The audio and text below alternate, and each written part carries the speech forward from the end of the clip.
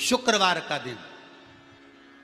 तो कहोगे गुरुजी ये कथा कहां से निकाल के लाए हो? तो विष्णु पुराण में से आप उसको स्मरण कर सकते हो। काय में से? विष्णु पुराण में से। एक पात्र में देसी गाय का दूध, जल उसमें रखकर, और आपके यहाँ अगर लड्डू गोपाल हो, यदि आपके घर में ठाकुर जी हो, लड्डू गोपाल हो, विष्णु जी का कोई स्वरूप हो, श्री हरि का कोई स्वरूप हो, तो उस पर शुक्रवार के दिन आप संध्या के समय पर दुर्वा डालकर, उस दुर्वा से अगर लक्ष्मी जी के नामों का 108 बार उच्चारण कर कर, घी का दिया लगाकर, कैसर के चावल साथ में रखकर, केवल उस जल का और दूध का मात्र छींटा देते हो, तो उसके घर में कभी लक्ष्मी की कमी नहीं आ सकती, संपदा बढ़ती चली जाती है।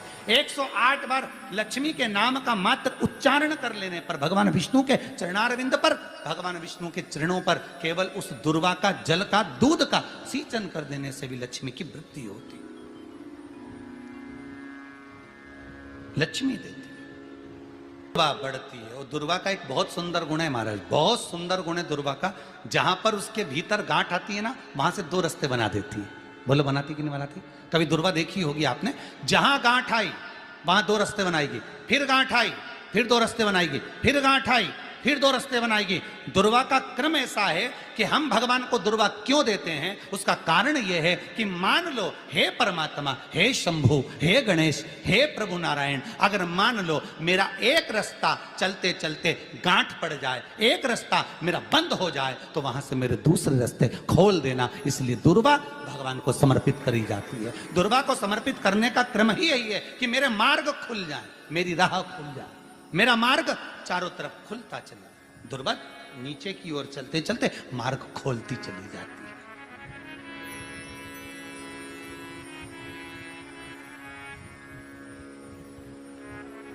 अमृत है ये, इसलिए नष्ट नहीं होती। तोड़ के रख लेना, प्रैक्टिकल करके जरूर देखना, सियोर वाला महाराज कहीं झूठ तो नहीं बोल रहा है। तोड़ कर रखो दुर्वा को, बोरी में भर कर रखो, 4 साल 6 महीने 8 महीने बाद सूख जाए, बेकार हो जाए, उसके बाद भी उसको खेत में, बगीचे में कहीं ले जाकर पटक देना, 8-15 दिन पानी देना, देखो फिर वापस वही हरि की हरि होना, वही कहीं ना कहीं से स्फुटित होते फिर आगे बढ़ना चालू कर देगी। उसका तत्व है अमृत, वो अमर है, मरती नहीं, फिर चालू हो जाती। शिव कहते हैं यही अमरता है, यही अमरता है कि दुख आया तो मरने की नहीं सोचना है। तकलीफ आई, कष्ट आया, रोग आया, बीमारी आई, थोड़ा सा तकलीफ आ गई, थोड़ी बीमारी आ गई, थोड़ा दुख आ गया, तो ये मत सोचना मैं मरना है। नहीं नहीं नहीं, अभी तो और जीना है। तो किस लिए जीना है? कोई कहेगा इसको कहीं आसक्तियां होंगी, घर की, परिवार की, कुटुंब की, कबीले की, इसलिए जीना चाहती है, इसलिए जीना चाहता नहीं। आसक्ति एक रखना कि मैं जीना इसलिए चाहता हूं, मैं और जीना चाहती हूं, इसलिए चाहती हूं कि अब मैं भगवान का भजन करना चाहती हूं। अभी तक मैंने परिवार, कुटुंब, कबीले, संसार के लिए करा, अब जितनी जिंदगी दी उस मालिक ने, अब मैं उसका भजन करूं। दुर्वा भगवान विष्णु को चढ़े, दुर्वा गणेश जी को चढ़े, दुर्वा शिव जी को चढ़े, दुर्वा ब्रह्मा को चढ़े, दुर्वा इंद्र को चढ़े, दुर्वा पितरों को चढ़े। कितना सुंदर कहा है। जिसके घर में पितृदोष प्रबल होता है, बहुत प्रबल पितृदोष है, तो उसके घर के जहां पानी का मटका रखा था, पितृदोष मालूम है ना? पितृदोष का लक्षण क्या होता है? 1 रुपए कमाओ, 1.25 रुपए खर्च हो, समझ लेना पितृदोष। रात्रि को सो गए तुम, बड़े चक नींद आ गई तुमको, बहुत प्रेम से सो गए, सोने के 1.5 घंटे या 2 घंटे बाद तुम्हारी नींद खुल जाए और कम से कम आधे घंटे तक तुमको भूख लग रही हो, समझ लेना पितृदोष है। सोकर उठने के बाद में जैसे ही 1-2 घंटे की नींद हो गई और अचानक नींद खुल गई और तुम्हें भूख लग रही है, भूख लग रही है, प्यास लग रही है बहुत तेज, अभी सोए हो, 1.5 घंटा ही हुआ, 2 घंटा ही हुआ, भूख लगने लगी, बहुत तेज भूख लग रही है, समझ लेना पितृदोष। पितृ भूखे हैं, भोजन की याचना कर रहे हैं, भोजन की याचना। सोने के बाद तत्काल नींद खुले 2 घंटे के बाद, भूख लगे, उसका भी एक समय बताया है महाराज ब्रह्मवर्ता पुराण के अंतर्गत कि रात्रि को सोने के बाद में 1 घंटे की नींद हो जाए और उसके बाद में 2 घंटे के अंदर वापिस नींद खुल जाए और भूख लगने लगे तो समझ लो पितृ भूखे हैं, भोजन मांग रहे, अन्न मांग रहे, पितृ दोष है।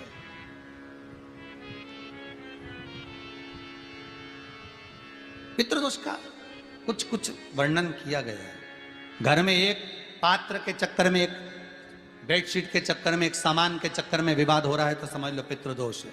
1 रुपया कमाया, सवा खर्च हो रहा है, पितृदोष है। घर में एक बीमार, दूसरा फिर बीमार हो गया, तीसरा फिर बीमार हो गया, एक ठीक हुआ, एक बीमार हुआ, पितृदोष है। पितृदोष का भाव, तो उसके लिए करना क्या है? शिव महापुराण की कथा कहती है, सुंदर गणेश जी का चरित्र वर्णन करता है, स्कंद पुराण कहती है, विष्णु पुराण कहती है कि दुर्वा 21 दुर्वा की गांठ बनाकर, 7 गांठ 21 दुर्वा की बनाकर जो अपने पितरों का मटका, मटका मतलब परिंडा, हंडा, जो भी पानी का भरते हो, उसके नजदीक में मात्र एक कटोरी में चावल रखकर उसमें अगर दुर्वा रख देता है तो मात्र 5 या 7 दिन में पितृदोष समाप्त होना प्रारंभ हो जाता है। उसके घर में लक्ष्मी की वृद्धि होने लगती है, सुख शांति अपने आप आने लगती है, उसका क्लेश समाप्त हो जाता है। दुर्वा में वो गुण है जो पितृ भी उसका भाग अमृत तत्व प्राप्त करना चाहता,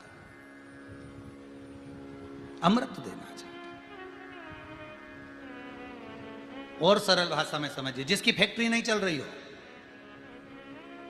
फैक्ट्री में बार बार कुछ तकलीफ आ रही हो, गाड़ियां नहीं चल रही हो, 4 व्हीलर गाड़ियां ले रखी हैं, कभी ट्रक गड़बड़ हो रहा है, कभी ट्रक में ये हो रहा है, कभी गाड़ी में ये हो रहा है, कभी बस में ये हो रहा है, बस एक काम करना है, दुर्वा का थोड़ा सा भाग लेकर पानी के लोटे में उसको डालकर 5 अक्षत के दाने उसको पटक कर उस गाड़ी के अंदर उस कलश को रख दो, बस आधे घंटे के लिए, और उस पानी को चक्के के चारों तरफ डालते डालते जाइए दुर्वा के साथ में, तकलीफ नहीं देगा।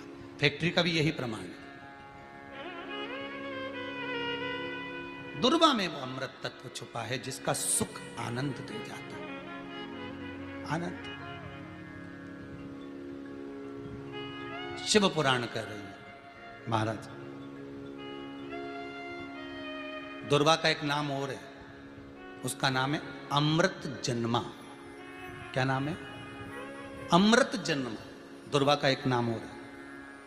मारवाड़ी लोग इसको ध्रुवी बोलते हैं, ध्रुव बोलते हैं।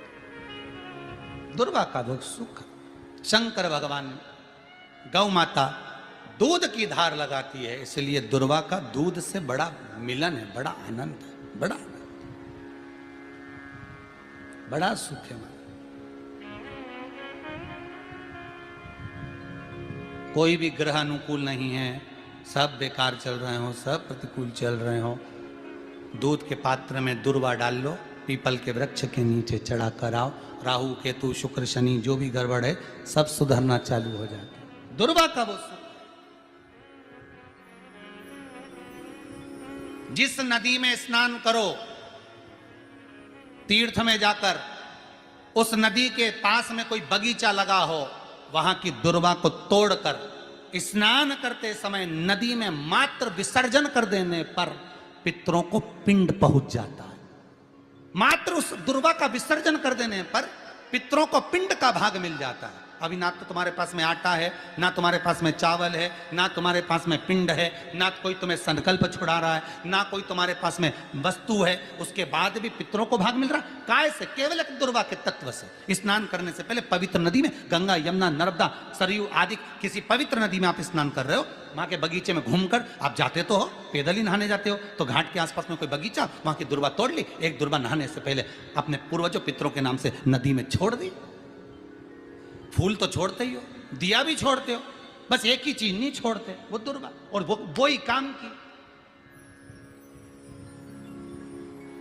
वही काम की। तुम कुछ छोड़ो ना छोड़ो, एक दुर्वा का भाग छोड़ दिया, वो पितरों के लिए होता, सुख प्रदान करने वाला। शिव पुराण कह रही है महाराज, देवताओं को अमृत कितनी बार मिला? 1 बार। दुर्वा को अमृत कितनी बार मिला? जम के बोलिए, 5 बार।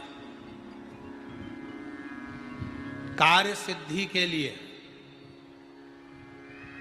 5 दुर्वा गणेश जी को चढ़ाई जाती है, आज भी नियम।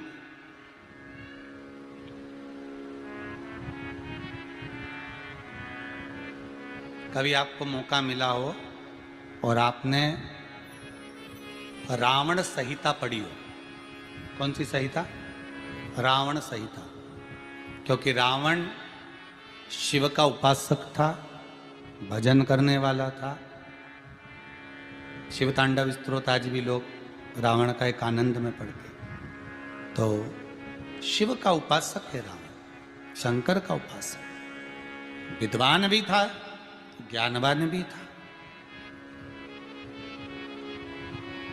वो तो देवता के हाथ से मरना था उसको, इसलिए उसने मांगा ही यही था।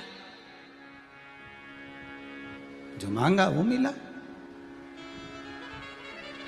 तो रावण संहिता अगर किसी ने पढ़ी हो तो उसको मालूम होगा, रावण संहिता में 4 तरह के तिलक का महत्व बताया। कितने तिलक? 4। उन 4 तिलक में सर्वश्रेष्ठ तिलक रावण बताता है। एक तिलक सर्वश्रेष्ठ है, वो है दुर्वा। जो दुर्वा होती है, उस दुर्वा को जलाकर उसकी भस्म तैयार कर कर उसमें गाय का श्वेत गाय, कौन सी गाय? सफेद। उस गाय के शरीर पर कोई दाग ना, उसके शरीर पर पूर्ण तरह से श्वेत हो, ना लाल उसमें कोई धब्बा हो, ना काला धब्बा हो, ना कोई कलर हो, बस केवल श्वेत। रावण संहिता में 4 तरह के तिलक का प्रमाण दिया। तो एक तिलक रावण संहिता में वर्णन आया, एक तिलक का जो व्याख्यान वर्णन किया गया, उसमें दुर्वा को जलाकर राख कर कर भस्म बनाकर उसमें गाय का घी, देसी गाय का घी मिलाकर और उसका बिंदी, उसका तिलक मस्तक पर लगाकर या नैनों में सुरमा लगाकर जो व्यक्ति जिस किसी से मिले वो उसका हो जाता है। उस दुर्वा में इतना प्रबलता आ जाती है, अमृत तत्व जुड़ा हुआ है दुर्वा के। रावण संहिता में 4 तिलक बताएं, उसमें से सबसे 4 तिलक में अलग अलग, एक बेलपत्री की जड़ का तिलक है, एक आंकड़े की जड़ का तिलक है। रावण संहिता में 4 तिलकों का वर्णन है, उसमें मुख्य है सबसे ज्यादा।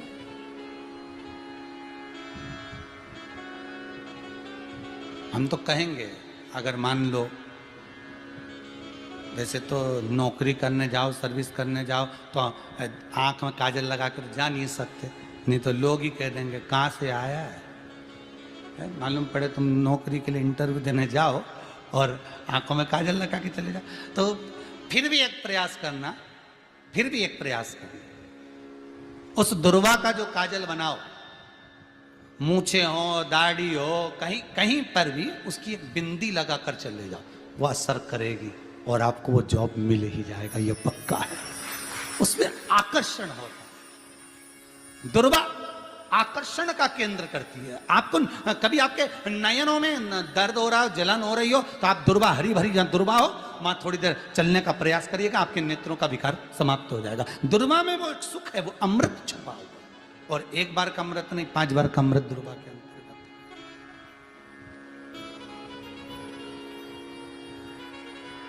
कौन से देवता हैं जिनके ऊपर दुर्वा का जल दूध में मिला हुआ छीटा जाए? श्वेत गाय के। देखो दूध का प्रमाण बार बार दुर्वा के साथ आया, उसका कारण क्या है? क्या कारण हो सकता है उसका? उसका एक कारण है, समुद्र मंथन के समय पर सबसे पहले कुछ निकला था, तो समुद्र मंथन में सबसे पहले निकली थी गौ माता निकली थी। क्या निकली थी? गाय। सबसे पहले निकली थी गाय। और कितनी गाय निकली थी? 5। पहली नंदा, दूसरी सुभद्रा, तीसरी सुरभि, चौथी सुशीला, 5वीं बहुला। ये 5 गाय समुद्र मंथन में निकली। अब समुद्र मंथन में जब गौ माता निकली तो सारे 33 कोटि देवता मंथन में जो लगे हुए थे, उन मंथन को करते करते देवता थक चुके थे। सारे देवता थक चुके थे। बहुला सुरभि और सुशीला से बोली, सुभद्रा से बोली, नंदा से बोली, अपना काम है, एक काम करो, अपन आप रूप दूध की धार बहाना प्रारंभ करो। अपने आप दूध की धार हम मृत्यु लोक में हम भेजें इन देवताओं के लिए, तो देवताओं को अमृत तत्व मिलेगा, आनंद होगा।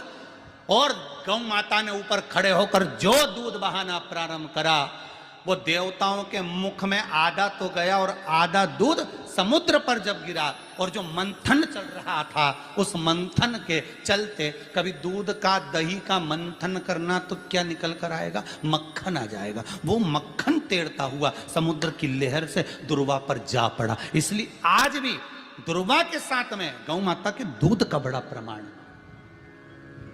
वो भी देसी गाय,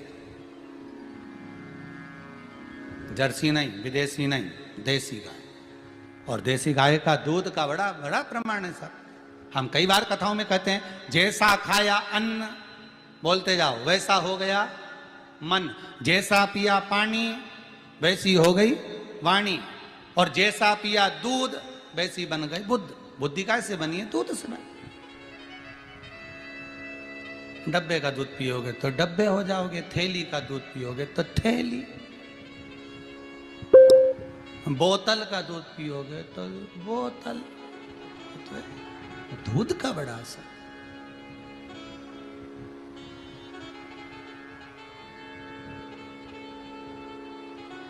गौ माता के दूध का पान।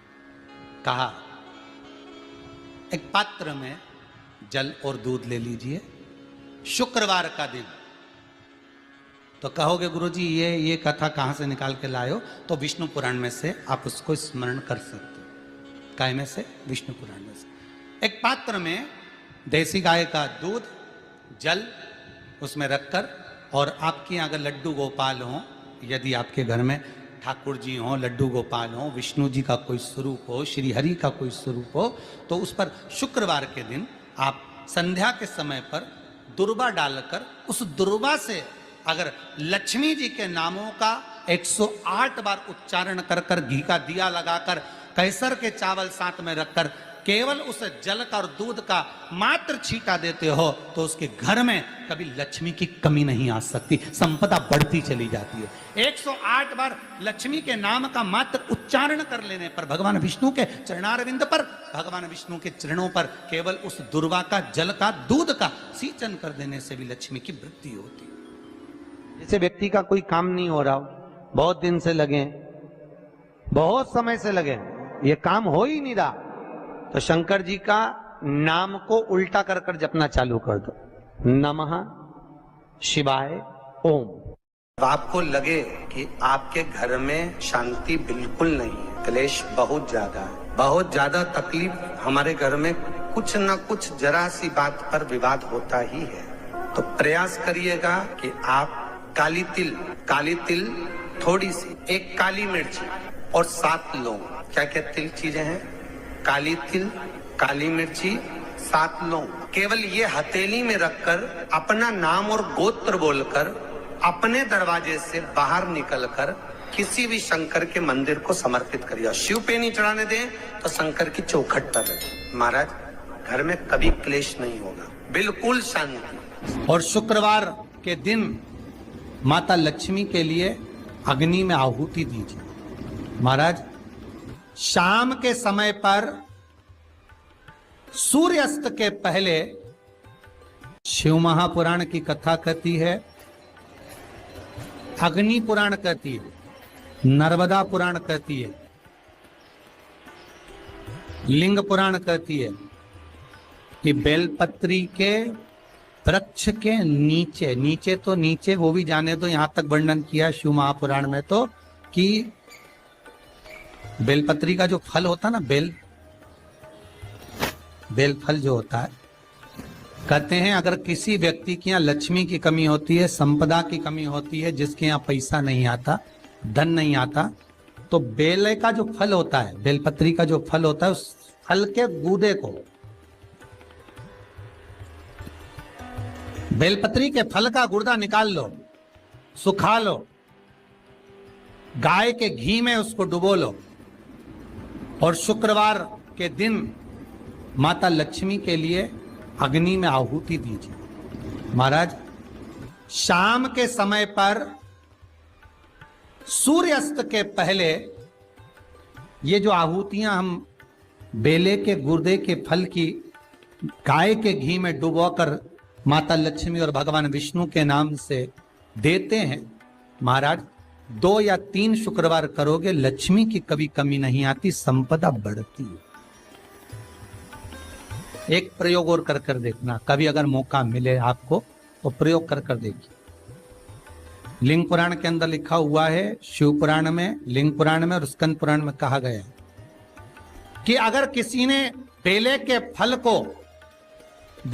फल का अगर थोड़ा सा भी गुर्दा पाया है, बेले के फल को खाया हो या बेल का रस पिया हो या बेल के फल का जूस पिया हो, अगर वो व्यक्ति का अनायास किसी कारणवश प्राण भी छूट गए हो, तो शिव महापुराण की कथा कहती है कि 27 दिन तक वो बेल के फल का रस उसके नस नस में रहता है, तो उस व्यक्ति को यम नहीं छूते, वो कैलाश पर निवास करता है। मर भी जाता है तो अधोगति में नहीं पड़ता, नरक नहीं भोगता, वो बैकुंठ पद का कामी हो, बैकुंठ का निवासी।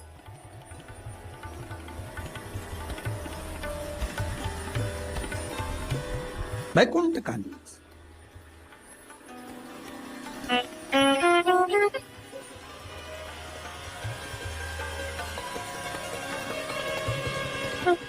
ये जो शिव जी को चढ़ती बेलपत्री हुई, शमी पत्र हुआ, मदार का पुष्प, आंकड़े का जो पुष्प हुआ, ये सब साधारण नहीं है। साथ शंकर का एक एक गुण तत्व ग्रहण करने वाले, शंकर का अनुमोदन करने वाले, शिव को एक एक वस्तु जो चढ़ने वाली साधारण नहीं।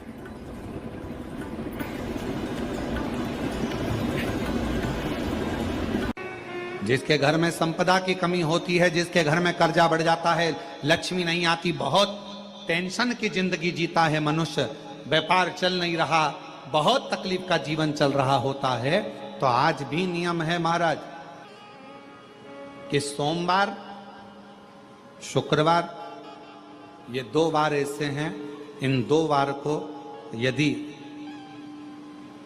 कटोरी में थोड़ा सा शहद रखकर, मधु रखकर यदि लक्ष्मी जी का स्मरण किया जाए और माता लक्ष्मी जी का स्मरण कर कर एक लाल पुष्प उस कटोरी के सम्मुख में माता लक्ष्मी का नाम लेकर रखा जाए और बाद में वही शहद, वही मधु और वही पुष्प सोमवार का दिन और शुक्रवार के दिन लक्ष्मी का पूजन कर कर, स्मरण कर कर, दूसरे दिन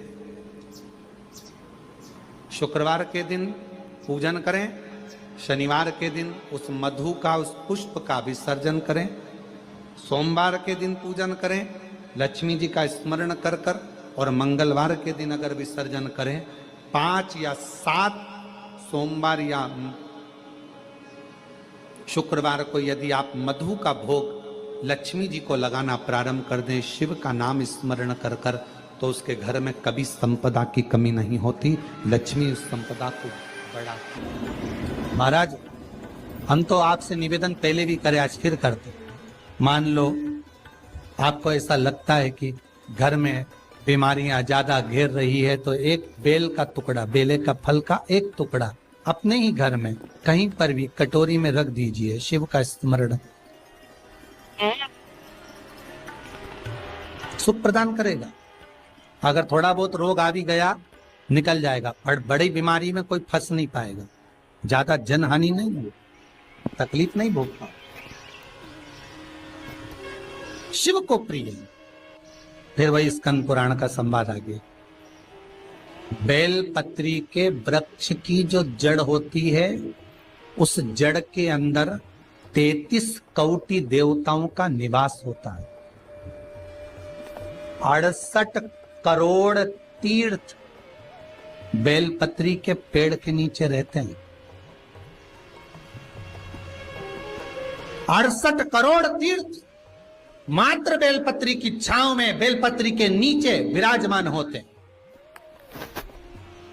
अगर आपके मन में कभी कभी भाव उत्पन्न हो जाए ना कि मेरे को कहीं तीर्थ करने जाना है और अभी मौका नहीं मिल रहा, तीर्थ जाने का, अभी तो लॉकडाउन चल रहा है और अभी सब दूर बीमारी फैली हुई है, कहीं नहीं जा सकते, तो जब लॉकडाउन हट जाए, बीमारी समाप्त हो जाए और तीर्थ जाने का मन करे, तो किसी बेलपत्री के पेड़ के नीचे 5 मिनट जाकर बैठ जाए।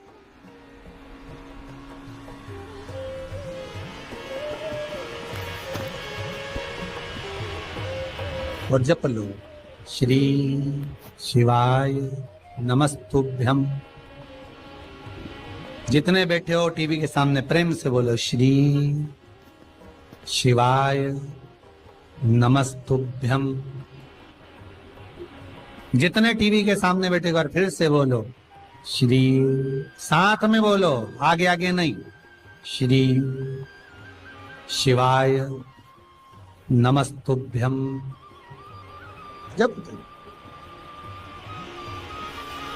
जब तुम्हारा मन करे मुझे चारों धाम जाना है, जब तुम्हारा मन करे कि मुझे काशी जाना है, जब तुम्हारा मन करे मुझे उज्जैनी जाना है, जब तुम्हारा मन करे कि मुझे ओमकारेश्वर, मुझे सोमनाथ जाना है, भीमा शंकर, बैद्यनाथ, मल्लिकार्जुन जाना है, केदारेश्वर जाना है,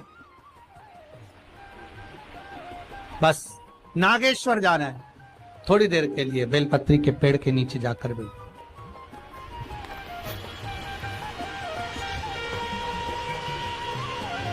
68,000 तीर्थ सब बेलपत्री के वृक्ष के नीचे विराजमान। जहां पर देवराज के प्राण छूटे वहां बेलपत्री का पौधा है, बेलपत्री का वृक्ष है।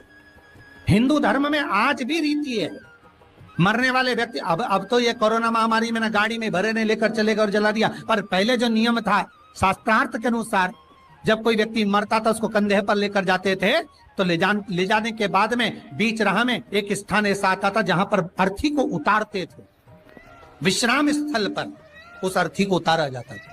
और वो केवल विश्राम स्थल ऐसे नहीं होता था, वहां पर बेलपत्री का पौधा होता था, पेड़ होता था, उस बेलपत्री के वृक्ष की छांव उस मुर्दे पर भी पड़ जाती थी तो उसको यम की कैद नहीं भोगना पड़े,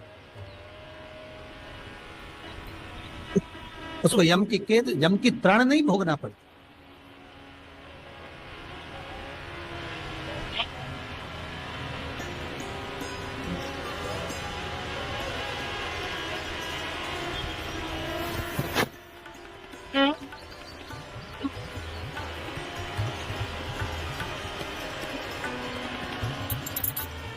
इसलिए उस बेलपत्री के पौधे के नीचे उसको विश्राम दिया जाता है।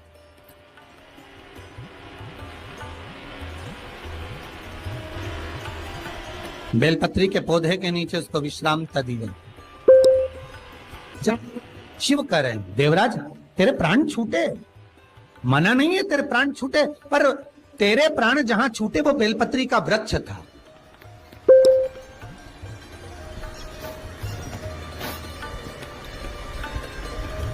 और अब तुझे यहां नहीं रहना है, अब तुझे कैलाश पर रहना है। तो कैलाश पर क्यों? शंकर भगवान बोलते हैं ये मृत्यु लोक जो है ना, पृथ्वी, ये भूमि जो है ना, ये मेरी निवास स्थली है, ये मेरा घर है। इसलिए शंकर भगवान ने, भगवान विष्णु ने जब कहा था, भगवान विष्णु जब शंकर भगवान से बोले कि मैं आपसे मिलने आना चाहता हूं, तब शंकर भगवान बोले आ जाओ। तो भगवान विष्णु पृथ्वी से एक हाथ ऊपर पांव रखकर चल रहे थे। तो शंकर जी ने पूछा तुम पांव जमीन पर क्यों नहीं रखते, पृथ्वी पर रखो। शिव जी मैं पांव पृथ्वी पर नहीं रख, क्यों?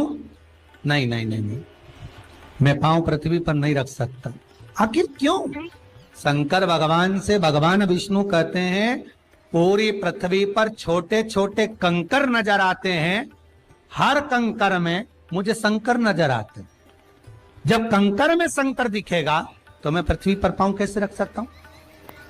शिव जी बोले, भाई नारायण भगवान विष्णु से बोले, है नारायण अगर आप इतनी दूरी बनाकर रखेंगे तो फिर हमारे करीब में कौन आएगा? हम चाहते हैं कि आप हमसे मिलकर रहें, हम आपसे एक क्षण की दूरी सहन नहीं कर सकते। आप हमसे चिपक जाएं, लपट जाएं, आप हमसे रम जाएं, हम आप में रम जाएं।